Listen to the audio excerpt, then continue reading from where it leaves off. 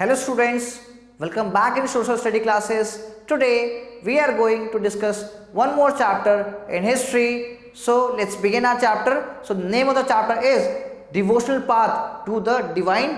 Means कि कैसे medieval history में या मिडाइवल टाइम पीरियड में लोग भक्ति की तरफ मूव करते हैं या कैसे अपने जर्नी को फॉलो करते हैं. So let's begin our journey with this chapter. So what we are going to discuss in this chapter, first popular belief during the medieval period, मतलब लोगों को किसके अंदर में बिलीफ था, लोग किसको ज्यादा मानते थे, वो हम इसमें डिस्कस करेंगे. Second, development of bhakti movement in South India, और साउथ इंडिया में किस टाइप से लोग बिलीव करते थे, क्या उनकी बिलीव किस गॉड को वो ज्यादा मानते थे, किसको और वो ज्यादा प्रैक्टिस करते थे, वो हम देखेंगे. Next, development of bhakti movement in North India, और नॉर्थ इंडिया में भक्ति मूवमेंट किस तरीके से चला था. Third, next sum important bhakti cents, कुछ हम सेंट्स के नाम पढ़ेंगे इसके अंदर में कि जो उसमें इंपॉर्टेंट रोल प्ले करते हैं भक्ति मूवमेंट को और आगे प्रोसीड करने में. भक्ति पीरियड कौन सी पीरियड है, कितना टाइम पीरियड था, वो देखेंगे.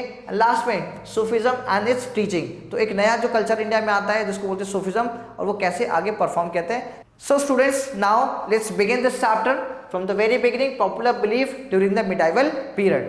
सो in some religious thinkers revive the idea of bhakti और devotion god mention in the ancient text. Ancient यानी जो हमारे पुराने टेक्स्ट है, महाभारत, रामायण है या ऋग्वेद, उसके अंदर भी हमारे यहाँ पे क्या डिफाइन है गॉड के बारे में, भक्ति के बारे में. Such as Bhagavad Gita and the Purana, अगर हम बात करें भागवत गीता और पुराण की, जिसके अंदर भगवान के बारे में और उनके उपदेशों के बारे में कि वो क्या बोलते हैं, क्या कहते हैं, वो सब उसमें लिखा गया है. There is also mention of the three margas और path of attainment of the moksha and salvation. उसमें ये लिखा गया कि कैसे आप मोक्ष या फिर इस जो चक्र है, जीवन और मरण का जो चक्र है, आप उससे कैसे बाहर आएंगे, ये सब उसके अंदर में लिखा गया है. द ज्ञान मार्ग यानी पाथ ऑफ नॉलेज, कर्म मार्ग यानी path of duty, and the भक्ति मार्ग पाथ ऑफ डिवोशन. उन्होंने बोला कि अगर आपको इस जो जन्म और मृत्यु का जो सर्कल है जिसको हम मोक्ष बोलते हैं, आपको मोक्ष कैसे मिलेगा, या तो ज्ञान मार्ग से या कर्म मार्ग से या फिर भक्ति मार्ग से. तो ये तीन तरीकों से आपको क्या मोक्ष मिल सकता है. Bhakti emphasize aspect like equality और respect of caste, creed, colour etcetera, virtue, kindness of the heart. तो यहाँ पे क्या है कि यहाँ पे बोला गया है कि भक्ति क्या है, भक्ति इक्वलिटी लेकर आती है, वो भेदभाव नहीं करती, कास्ट में ना बिलीव कर, राइट. उनके लिए सभी कास्ट बराबर है, सभी जो क्रीचर हैं सर्च पे सब बराबर है, वो कभी भेदभाव नहीं करती, राइट. फिर सबके अंदर क्या, kindness of heart and devotion, मतलब कि लोग एक दूसरे के प्रति बहुत दयालु होते हैं और उनकी आस्था किस में होती है, एक गॉड में यानी वननेस में. तो किसको बात करते हैं, मोनोथिज्म, यानी कि इस दुनिया में जो भगवान है वो सिर्फ एक है, इसको बोलते हैं क्या, monotheism. Freedom of all kind of ritualism and the preaching and language of the common person. तो यहाँ कहती यहाँ रिचुअल्स, मतलब भक्ति मूवमेंट का मतलब ये था कि आप किसी रिचुअल के अंदर में नहीं फंसोगे कि हमारा यही रिलीजन है, यही रिचुअल है, उसको परफॉर्म करो. ये उससे बहुत ज़्यादा आगे बढ़ के था.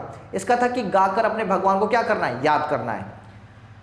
Development of bhakti movement in South India, तो साउथ इंडिया में कैसे वो मूवमेंट आगे फॉर्म होता है. Greatest prominent bhakti in South India were Nayanars, means those people who believe Shiva, उसको क्या बोलते हैं, उनको बोलते हैं नयनार्स. और जो विष्णु जी को मानते हैं उनको क्या बोलते हैं, अलवर्स. तो ये दो ग्रुप आपस में डिवाइड हो गए, एक अलवर्स का और एक नयनार्स का.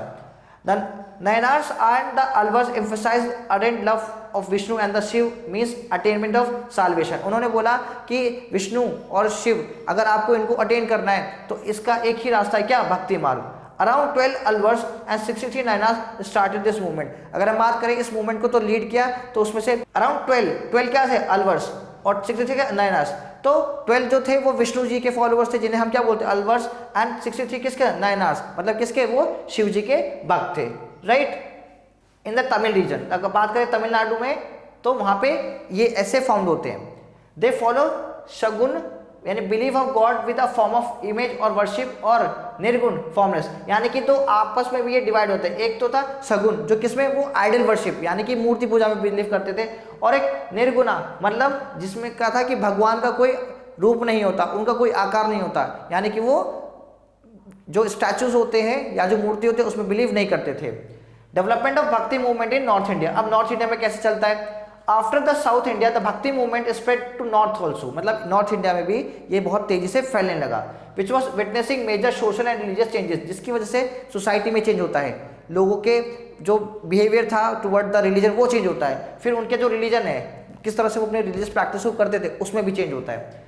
Under the influence of Brahmanical Hinduism, Islam and the Sufism, तो ये खाली हिंदुइज्म ही नहीं, ये ब्राह्मण, हिंदुइज्म, इस्लाम और सूफी, इन सभी चीज़ों में ये चेंजेस लेकर आते हैं।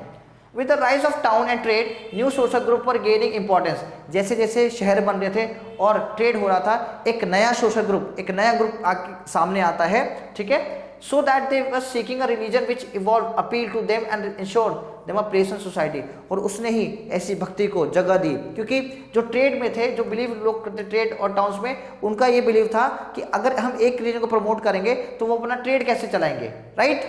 Next topic is some important bhakti saints. अब हम इसमें कुछ जो भक्ति सेंट्स हैं उनके बारे में हम पढ़ेंगे। Now start. Bhakti saint belong to a very social and caste background such as peasant, artisan, weavers, traders, Brahmans etcetera. Some important bhakti saints, अब देखो यहाँ पे आप देख रहे हो भक्ति सेंट किसी एक ग्रुप या एक रिलीजन से नहीं है, वो कोई भी हो सकता है, वो पीजेंट भी हो सकते हैं, वो आर्टिशन भी हो सकते हैं, वीवर, किसी भी ग्रुप से वो ऐसे रिलीजियस ग्रुप आ सकते हैं। सूरदास, पहले जो है हमारे सूरदास, द ब्लाइंड पोएट। अब सोच सकते हो सूरदास एक क्या है, ये ब्लाइंड पर्सन है but still he is a very good poet.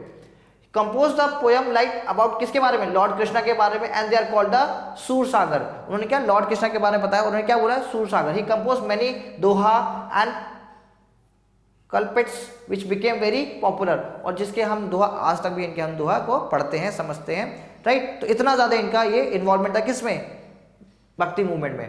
Tulsidas, इनके बारे में तो आप सब और हम सभी बहुत अच्छे से जानते हैं कि ये कितने रिनाउंड पर्सन थे। Tulsidas was a devotee of Lord Rama. ये किसके थे, ये मतलब बहुत ज्यादा किसको मानते थे, ये मानते थे लॉर्ड रामा को। He also compose a number of dohas, इन्होंने भी दोहास को बहुत लिखा है। And he wrote Ramcharitmanas and Hanuman Chalisa. और हम बात करें तो जो हनुमान चालीसा जो हम आज पढ़ते हैं या रामचरितमानस पढ़ते हैं, तो उसके रचयिता या उसको लिखने वाले कौन है, तुलसीदास जी हैं। नेक्स्ट शंकर देवा। Shankar Deva, a bhakti saint of Assam, was an adherent devotee of lord Vishnu and his incarnation. जो शंकर देवा हैं, ये किसके हैं, ये किसके डिवोटी हैं, लॉर्ड विष्णु के, और जो उनके अलग अलग अवतार लिए हैं लॉर्ड विष्णु ने, उन सब के बारे में इन्होंने बहुत डिटेल में बताया भी है। लाइक कृष्णा, उसमें से मोस्ट फेवरेट कौन से इनके, कृष्णा। शंकर देवा कंडेम्ड द कास्ट सिस्टम, इन्होंने क्या कंडेम किया, यानी इसको खत्म किया, यानी कि वो बिलीव नहीं करते किसमें, कास्ट सिस्टम में। And the religion is he preach is the practice by large population and the monasteries, मतलब जो इन्होंने रीजन बताया उसको बहुत लोगों ने उसको प्रैक्टिस भी किया है। That he and his follower establish continue to flourishing this days. और आज की डेट में अगर बात करें तो जो इतना ज़्यादा डिवोशन, जो इतना ज़्यादा कृष्ण हो गया या जो विष्णु भगवान है, इतने ज़्यादा लोग जो मानते हैं, उसके पीछे किनका है हाथ, शंकर देव जी का। Next is the Ramananda. तो popular bhakti saint of the Ramananda was a follower of Ramanuja. तो जो हमने अभी पढ़े रामानुज जी के बारे में पढ़ा, ये उनके क्या थे, ये उनके डिसाइपल थे। ही रेसिडेड इन बनारस, और ये कहाँ रहते थे, बनारस में। और इन्होंने क्या सब्स्टिट्यूट किया, worship of Lord Rama in place of Vishnu. तो जो लोग विष्णु जी की पूजा करते थे, इन्होंने उसको किस में कन्वर्ट कर दिया, इन्होंने कन्वर्ट करा लॉर्ड राम जी में। यानी disagree on the ban of the people different in the caste cooking, यानी कि ये जैसे फॉर एग्जाम्पल कि ये बोलते थे कि एक जो रिलीजन का लोग है, जो वो खाना बनाएगा धर्म का, दूसरा नहीं खाएगा, इन्होंने उसको बिल्कुल मना करा। और ही वॉज टोटली अगेंस्ट था किसका, जो फोर्थ वर्ना सिस्टम थे उसके ये अगेंस्ट थे। इनके जो डिसाइपल मेन रहे कौन है, रविदास, किससे, कॉबलर यानी मोची से थे। कबीर, वीवर किसको बोलते हैं हम लोग, जो जुलाहे जिसको बोलते हैं। सेना अब बार्बर, ये एक बार्बर थे। और साधना अब रुचर, यानी कि एक छोटे, आप देखोगे कि जो उनके डिसाइपल रहे वो छोटी जाति से रहे। दैट मीन्स कि he not believe in a caste system. Chaitanya Mahaprabhu, ये एक और हमारे पास देखने को मिलते हैं सेंट, जिनका नाम है चैतन्य महाप्रभु। तो Chaitanya Mahaprabhu was the Vaishnava Saint, मतलब ये किसके फॉलोवर हैं, विष्णु जी के। अ नेटिव ऑफ बंगाल, कहाँ से बिलोंग करते हैं, बंगाल से। And he was a devotee of the Radha and Krishna, और सबसे ज्यादा किसको मानते हैं, राधा एंड कृष्ण को। और इस सोसाइटी में चेंजेस की बात करते हैं। He laid stress on the universal love as the means to unite with god and popularize the practice of the kirtan. तो ये किसमें बिलीव करते हैं, ये बोलते हैं कि ये यूनिवर्सल लव, यानी कि ये एकता में बिलीव करते हैं, और बोलते हैं कि लास्ट में जो गॉड है, भगवान है, वो सिर्फ एक है और हम सब उसकी क्या है, संतानें हैं। दूसरा, इन्होंने एक नया फॉर्म दिया कीर्तन। जैसे आज हम देखते हैं जब नवरात्रि या कुछ होता है तो लोग कीर्तन करते हैं, तो वो चीज़ें कहाँ से सामने, वो चैतन्य महाप्रभु ने उसको शुरुआत दिया। A new form of devotional singing in the chorus, सभी लोग जब एक साथ सुर में गाते हैं। It involve the musical rendition of the name of the Hare Krishna. और ये ऐसे थे कि इनके बाद यानी कीर्तन में आप देखते हो लोग अलग अलग चीज़ें, यानी कि जो टूल्स बोलते हैं उसका यूज़ करते हैं, किसके लिए, भजन कीर्तन। तो ये पहली बार हुआ कि भजनों के साथ लोगों ने इंस्ट्रूमेंट यूज़ करने शुरू कर दिए। Mirabai was a Rajput princess who married into royal family of Mewar ये कौन है? मीराबाई। क्या थी ये बहुत बड़ी डिवोटी थी किसकी? लॉर्ड कृष्णा की। कहाँ से थी? राजपूत से। और इनकी शादी कहाँ हुई? एक मेवाड़ में। She was an ardent devotee of the lord Krishna since childhood. ये बचपन से किसकी थी डिवोटी? किसकी थी? श्री कृष्ण जी की। She compose a number of hymns in the praise of lord Krishna. और इन्होंने उनके याद में उनके लिए बहुत सारे गाने, बहुत सारे पोएम्स लिखी हैं, which popular known as the Mirabai bhajan. और किस नाम से जानते हैं हम? मीराबाई भजन के नाम से। She was disciple of the Ravidas. किसकी मतलब ये डिसाइपल रही हैं? तो रविदास जी की। A saint who belong to a caste considered as untouchable. और वो किस कास्ट से बिलीव करते हैं? लोग मानते हैं कि रविदास किससे थे? एक छोटी कास्ट से थे, called untouchable. Kabir, one of the most renowned person. Kabir was one of the earliest and most influential bhakti saint in the North India. North India में जब हम बात करेंगे किसकी? भक्ति सेंट की, तो उसमें से कबीर एक one of the most important हमारे पास एक सेंट रहे हैं। The son of Hindu widow who abandoned him after his birth and he brought up the house of Muslim weaver where he learn profession of weaving. और वो कहाँ? ऐसा माना जाता है कि हिंदू फैमिली में हुए थे, बट इनका पालन पोषण एक मुस्लिम फैमिली ने किया था। एंड ही रिसाइडेड इन बनारस। वो भी कहाँ रहते? Banaras. And came contact with the Hindu and Muslim. मतलब ये कहाँ रहे? बनारस में। और ये दोनों हिंदू और मुस्लिम दोनों सेंट्स के कॉन्टेक्ट में रहे, जिसकी वजह से इनका जो लेवल था वो एक्सट्रीम लेवल था। He stress the unity of god. और वो भी किस में बिलीव करते थे? Oneness, like unity of god, कि भगवान एक है, भगवान अलग अलग नहीं है। whom he called by the several names such as Govinda, Hari, Sen, Sahib, अल्लाह, रामा। यानी कि इन्होंने गॉड को भी अलग अलग नामों से दिया कि भगवान के कई सारे नाम हैं, बस हम भगवान एक है पर हमने उसके कई सारे नाम रख दिए हैं, इसीलिए वो डिस्क्राइब करते थे। ही डिनाउंस आइडल वर्शिप। ये भी आइडल वर्शिप में बिलीव नहीं करते थे। रिचुअलिस्टिक प्रैक्टिसेस, मतलब कि ये नहीं कि बैठ के कोई पूजा पाठ करे, उसमें बिलीव नहीं था। Pilgrimage and practicing in formal worship, मतलब कि ये था कि जैसे जो ऋग्वेद या बाकी वेद या जो बाकी ट्रेडिशन थे ये उसके अगेंस्ट थे। ये बोलते थे भक्ति तो कहीं भी हो सकती है, आप खुले आसमान में बैठो, वहाँ पे भगवान को याद करो, भगवान तो वहाँ भी आ जाएगा। इस टाइप की इनकी फिलॉसफी होती थी। Upholding the fundamental equality among the human being, he oppose all kind of discrimination. तो जो भी भेदभाव, जो धर्म के नाम पे, जाति के नाम पे जो भी भेदभाव होते थे, ये उनको अपोज करते थे। He rejected the caste superstition and the practice of the untouchability। वही छुआछूत, अछूत, इन चीजों से ये इसके अगेंस्ट है कि कोई भी व्यक्ति, कोई भी इंसान अछूत नहीं होता, सब किसके संतान है? भगवान की। The reform of the individual under guidance of the guru and teacher of the emphasizes। Kabir preach the humanity। वो किसके बारे में बताते थे? ह्यूमैनिटी, कि ह्यूमन इज द सुपीरियर, आप इंसान की सेवा करो, उनके साथ भक्ति प्रेम रखो, ठीक है। पीस एंड लव नेसेसरी, बोलते थे पीस, शांति होनी चाहिए, और प्यार, लोगों में सद्भावना बनी रहे, सब एक साथ मिलजुल कर रहें। Attribute to achieve the unity of the god. और एक इसी माध्यम से जब आप एक इंसान की इज्जत करेगा, इंसान को प्यार देगा, उसमें भेदभाव नहीं करेगा, तभी उसको क्या मिलेगा? तभी उसको भगवान मिलेगा। His self compose couplets called doha enlighten us about his life and philosophy. तो उन्होंने जो अपनी राइटिंग्स थी, जो इनके उपदेश थे, वो किसके फॉर्म में दिए? इन्होंने दिए किसके? दोहे के फॉर्म में। The principal tenets of Kabir teaching are collected in the बीजक। तो इनकी जो टीचिंग है वो किस में है? वो है बीजका में। Next topic is Guru Nanak Singh and Sikhism. Sikhism, I think we all know it is a religion, right, और इंडिया में बहुत फेमसली प्रैक्टिस किया जाता है। उसके जो मेन गुरु हैं, फाउंडर, किनको बोला जाता है? गुरु नानक देव जी को। तो Guru Nanak Singh teaching came into form the basis of the new faith known as Sikhism. तो उन्होंने एक नया फॉर्म करा, नया फेथ लाया, कि जिसमें क्या बोला गया? सिखिज्म उसको। This followers of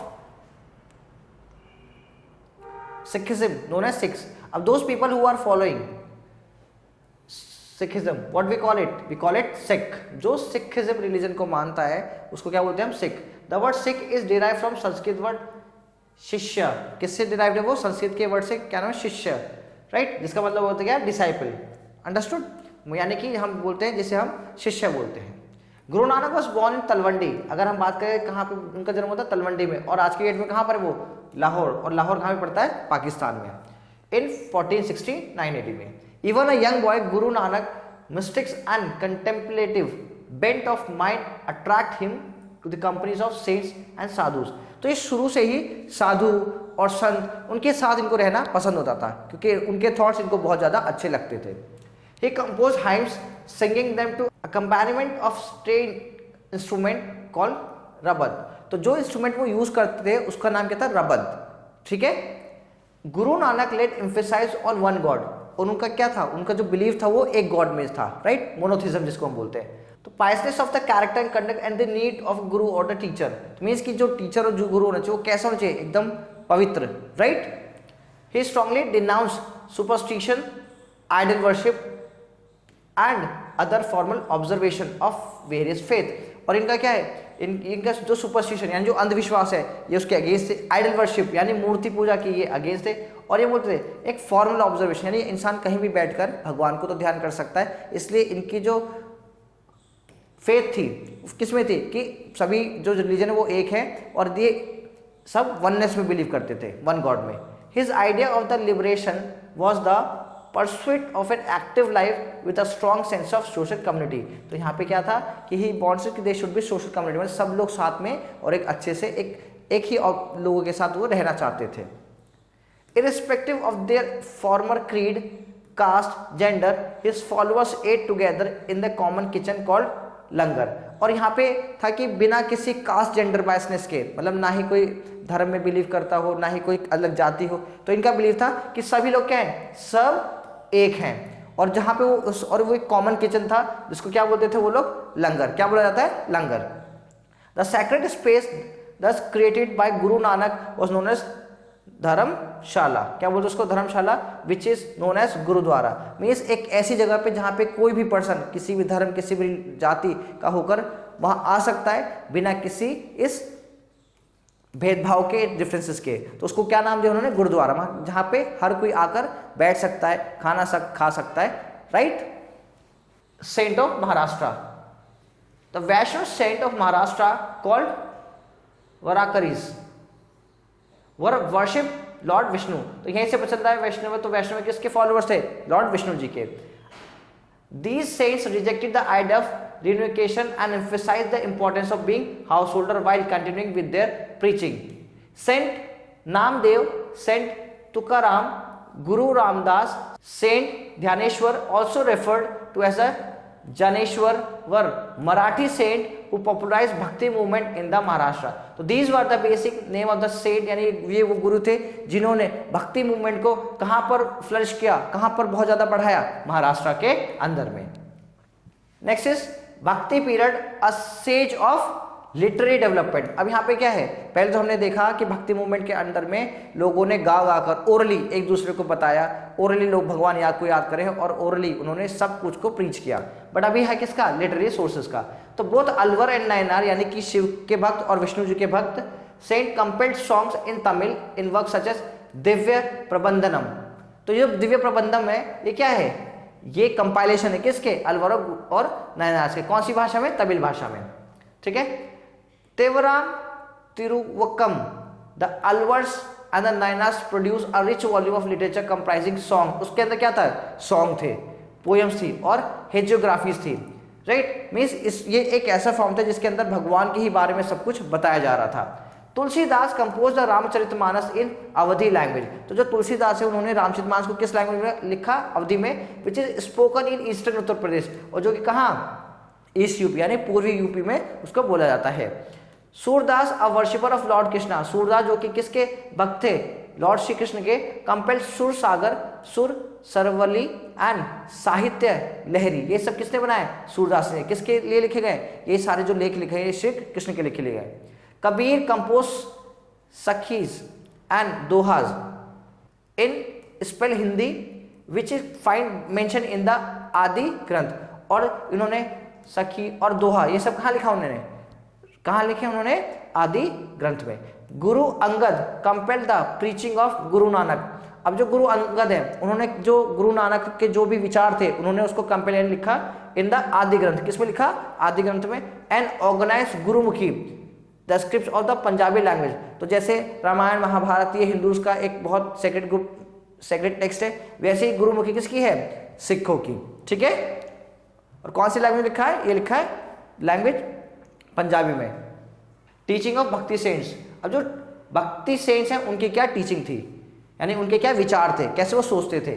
God can not be reached by ritual ceremony, sacrifice, रेडिकेशन of the world. ये कहते हैं कि भगवान के पास अगर जाना है या उनके पास पहुंचना है तो इतनी बड़ी बड़ी पूजा अर्चना ये नहीं की जरूरत नहीं है, ठीक है। फिर उसके बाद सेक्रीफाइसेस, बलिदान देने की जरूरत नहीं, जैसे लोग गाय और भैंसों का क्या करते थे या गॉड्स का उनकी बलि देते थे। तो इन्होंने बोला कि इस तरीके से ये कोई माध्यम नहीं है भगवान तक पहुंचने का। दूसरा, purity of heart and mind, जो शुद्धता है वो किस में, हार्ट यानी दिल में और हमारे मन में होनी चाहिए। Compiled with the self love and devotion are the treats through the gods and nearest.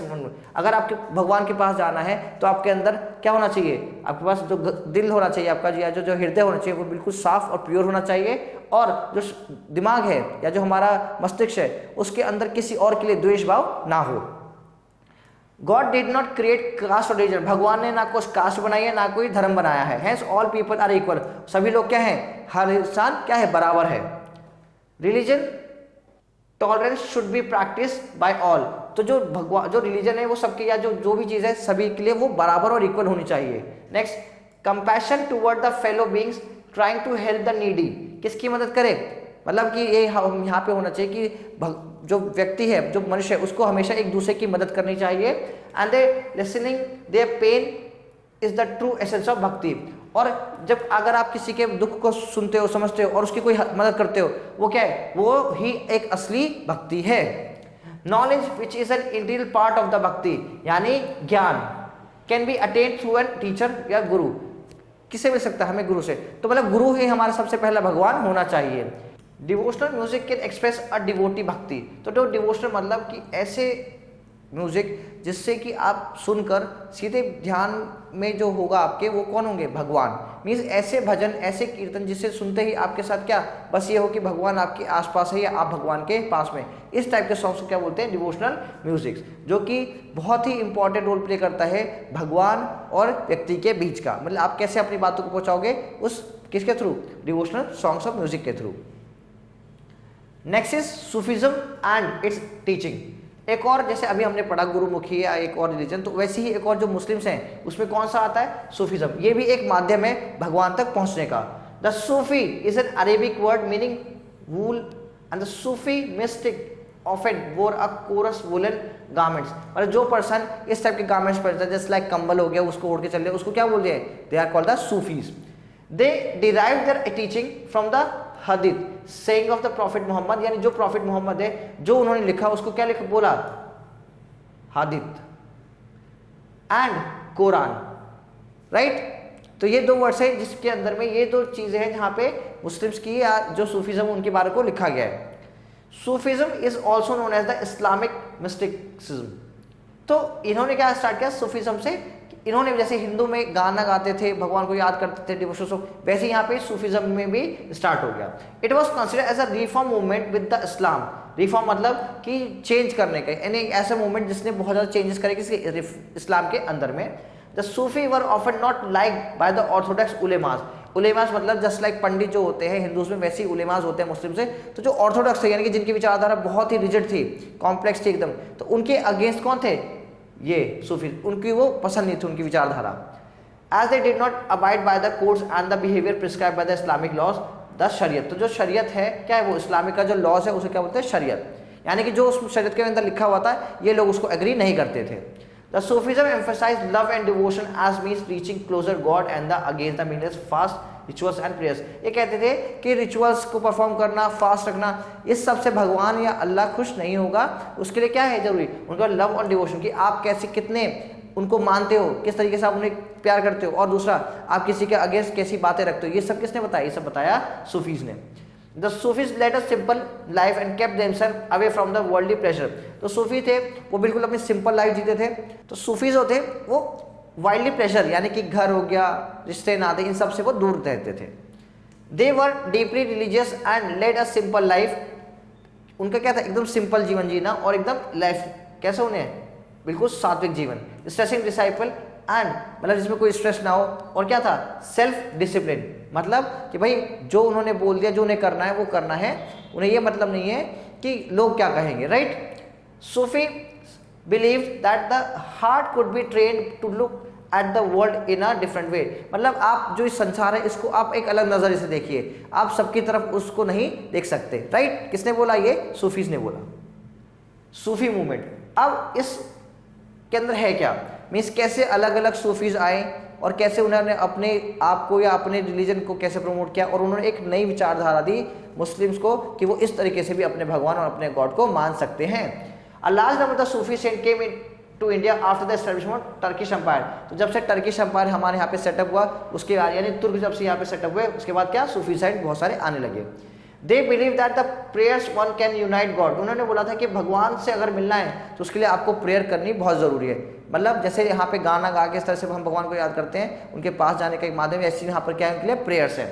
Organise religious order called सिलसिला, और एक कैसे हो, मतलब सिलसिला यानी कंटिन्यू फॉर्म में हो। The main religious order are Chishti, Suhrawardi and Naqshbandi. ठीक है, तो ये सब ये 3 वर्ड से ये क्या इनके रिलीजियस ऑर्डर है। Each order is led by a teacher called पीर, और हर चीज को रन करता है उसको एक पीर करते हैं जो ज्यादा टीचर है उनके। And followers are called the murid, और जो अपने भगवान को जैसे मांगता है उन्हें क्या बोलते हैं, भक्तगण बोलते हैं, वैसे ये क्या बोलते थे, ये मुरीद बोलते थे, यानी जो उनके पीर को मानते थे। The Sufis led simple life and khanqah, वो जिस जगह वो रहते थे उनको क्या बोलते हैं, खानका, मतलब वहाँ पे उनको कोई लाइफ एंड प्रेशर नहीं था, बिल्कुल सिंपल सात्विक जीवन उनका रहता था। विच रिसेंबल्ड मोनेस्ट्रीज, जिसको उन्होंने क्या नाम दिया, जस्ट लाइक मोनेस्ट्रीज, मतलब वो ऐसी जगह जहाँ पर बच्चे जाकर पढ़ सके, बड़े जाकर पढ़ सके, और उनका काम होता है बस भगवान को याद करना।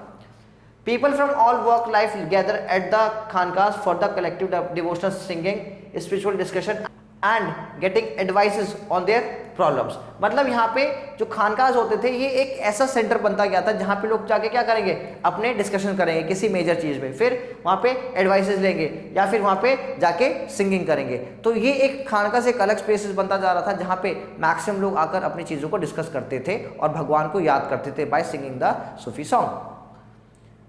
Another common practice among the devotees was the visit to the दरगाह और tomb of the saint। अब मान लीजिए कोई सेंट है, उसके नाम पे उन्होंने कोई एक जगह बना दी, वहाँ पे कुछ दरगाह, उसको क्या बोला उन्होंने, दरगाह बोला, जहाँ पे लोग जाके अपना टाइम थोड़ा स्पेंड करते थे।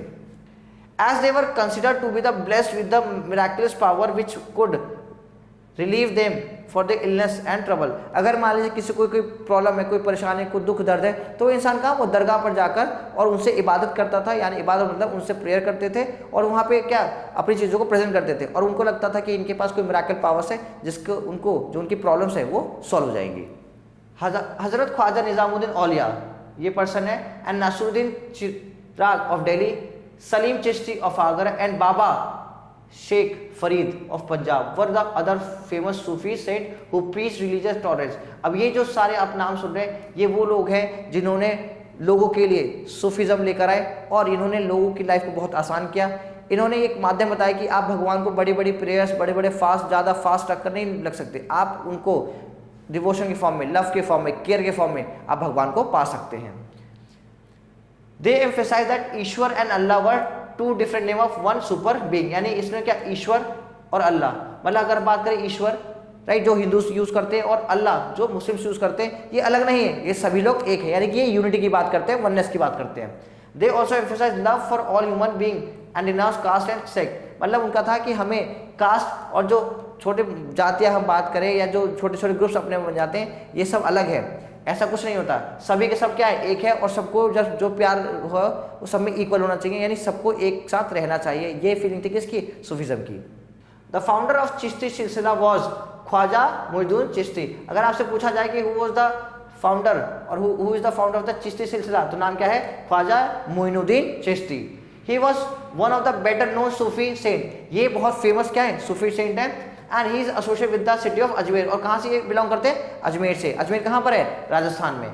वेयर ही डाइड इन 1234, जहाँ पे इनकी मृत्यु हो जाती है, कौन सा ईयर है, 1235। हिज टॉम्ब और दरगाह, मतलब जहाँ वो रहते थे उसको दरगाह भी बोलते हैं और टॉम्ब भी बोलते हैं। At Ajmer is place as the pilgrimage which is visited by the people of faith. अब जहाँ पे इनकी डेथ हुई थी वहीं पर एक बहुत बड़ा पिलग्रिमेज बन गया है इन्हीं के नाम से, ठीक है। The followers Chishti led gathering where some of the finest music could be heard, और वहाँ पे क्या होता है, लोग बैठे रहते हैं और कुछ लोग बहुत अच्छे गानों को वहाँ गाकर उनको याद किया जाता है। उसको जो गाने का फॉर्म है उसको बोलते हैं qawwali, became an important form of the music for the saint. तो ये क्या बोलते हैं, उसे कव्वाली बोलते हैं, जहाँ पे वो बंदा आके क्या करेगा, बहुत अच्छे से गानों को गाएगा और लोग वहाँ पे बैठ के भगवान को याद करते हैं। या देखिए आप सूफी कव्वाली, तो इस तरीके से ये लोग गाते हैं और लोग पीछे बैठकर उनको भगवान को अपने याद करते हैं। ठीक है, next topic is the impact of bhakti and the Sufi movement. तो bhakti and Sufi movement loosen the hold of rigidity of the caste and the ritual of the people. Means जो हिंदूज और जो मुस्लिम्स में जो एक रिजिडिटी और complexity थी भगवान को लेकर या रिलीजन को लेकर, इन दोनों ने उसको बहुत हद तक कम किया। इनका मानना था कि कोई भी आइडल वर्शिप्स नहीं होती, इनका मानना था सभी लोग बराबर हैं। तो इस चीज़ ने भगवान के प्रति लोगों को बहुत ज़्यादा आकर्षित भी किया। इनसे क्या बेनिफिट होता है, इनसे बेनिफिट ये होता है कि इन दोनों ग्रुप्स ने जो एक रिजिडिटी जो कॉम्प्लेक्सिटी उसको रिड्यूस किया। ठीक है, next they promoted the concept of peace and unity in an age marked by the innumerable wars. यानी कि जो बहुत सारी यहाँ पे हम बात करते हैं, इन्होंने क्या किया है ना, प्रमोट किया किसको, पीस को और यूनिटी को, राइट। और इन्होंने क्या करा कि जो बिना बातों की जो बहस होती थी या जो वॉर्स होते थे उसको रिड्यूस करने में इन्होंने हेल्प किया है। They created an atmosphere of trust and brotherhood among the Hindus and the Muslims. तो जो हिंदू और मुस्लिम के अंदर जो बहुत बड़ा गैप था, इन दोनों रिलीजन्स ने उसको रिड्यूस किया। क्यों? क्योंकि ये दोनों बात करते किस पे, वननेस पे, राइट, कि एवरीबडी इज इक्वल। ये देख रहे हो आप, यहाँ पे दोनों लोग या सूफीज और दोनों मिलके क्या कर रहे हैं, यहाँ पे गाना गा रहे हैं।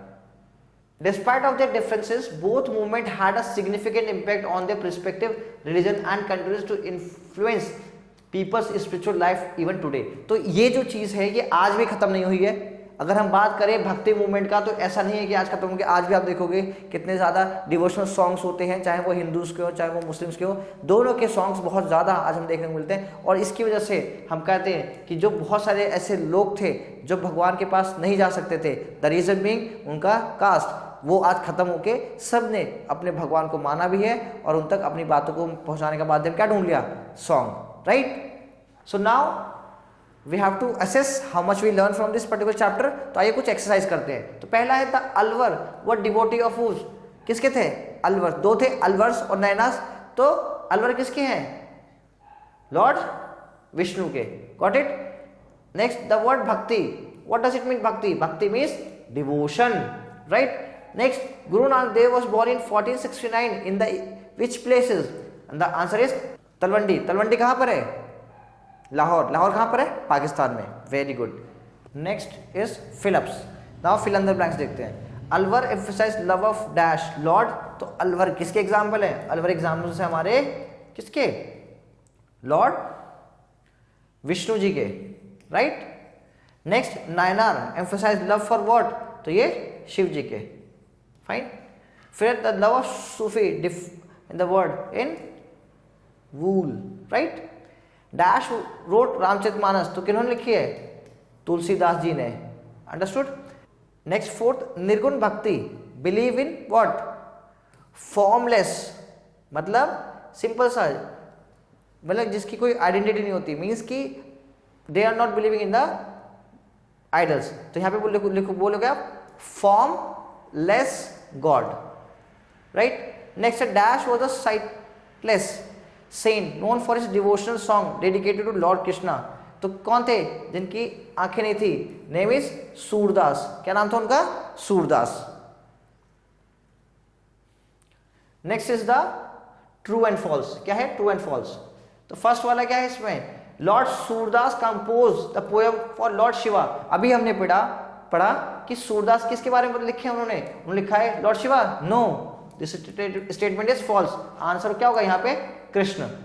Tulsidas rode devotee of the lord Rama, yes, true, तभी तो उन्होंने रामचरितमानस लिखी।